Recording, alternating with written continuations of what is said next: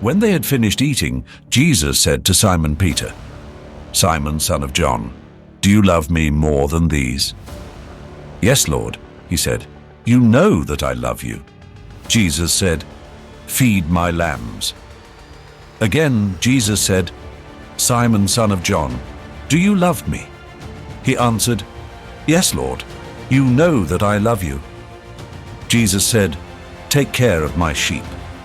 The third time he said to him, "Simon, son of John, do you love me?" Peter was hurt because Jesus asked him the third time, "Do you love me?" He said, "Lord, you know all things. You know that I love you." Jesus said, "Feed my sheep. Very truly, I tell you, when you were younger, you dressed yourself and went where you wanted. But when you are old, you will stretch out your hands, and someone else will dress you and lead you where you do not want to go." Jesus said this to indicate the kind of death by which Peter would glorify God. Then he said to him, "Follow me."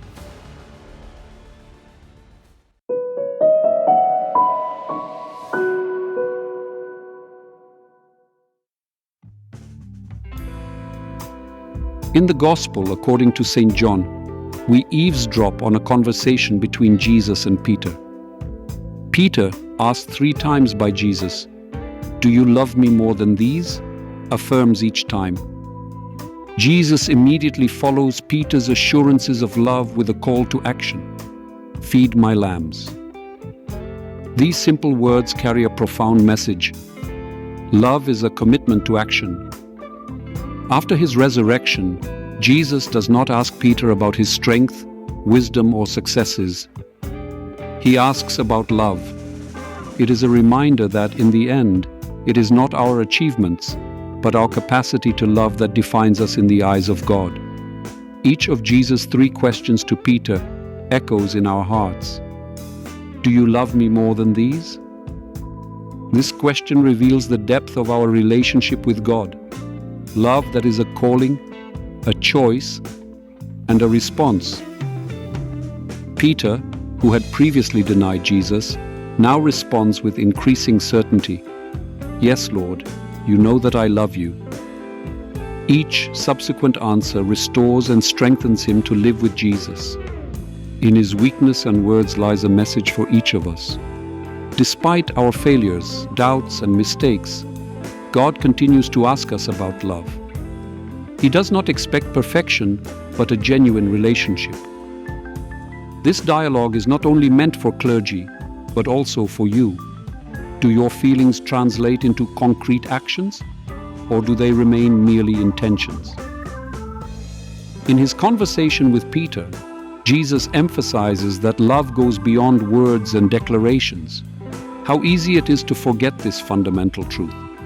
In the age of social media, it is easier to express feelings through a text message or chat than to show them in reality. In his dialogue with Peter, Jesus reminds us that love is not just emotions or feelings, but above all, a decision and responsible action. Paul, in his famous words in the first letter to the Corinthians, describes love as patient and kind, which bears all things, believes all things, hopes all things, endures all things. It is a beautiful yet demanding image of love to which we should aspire. In a world ruled by wolves, let us ask ourselves, how can we feed the lambs? It could be supporting a friend in need, dedicating more time to family, or helping a stranger in crisis. Let us protect those we love and others whom God places in our path.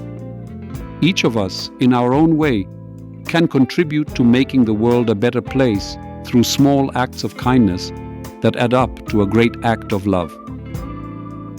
Peter was not perfect, but his love was authentic enough for Jesus to entrust him with such an important task. It is not about being perfect, but about being ready to perform acts of love to the best of our abilities. In our crowded, complicated world, Let us not forget the simple message from the gospel. True love requires more than words. It requires action. True love is more than infatuation. Let today's gospel be a challenge for all of us, so that our yes, I love is always a commitment to useful action. May our love, despite weaknesses and imperfections, always lead to a deeper understanding and care for others. May God bless us all.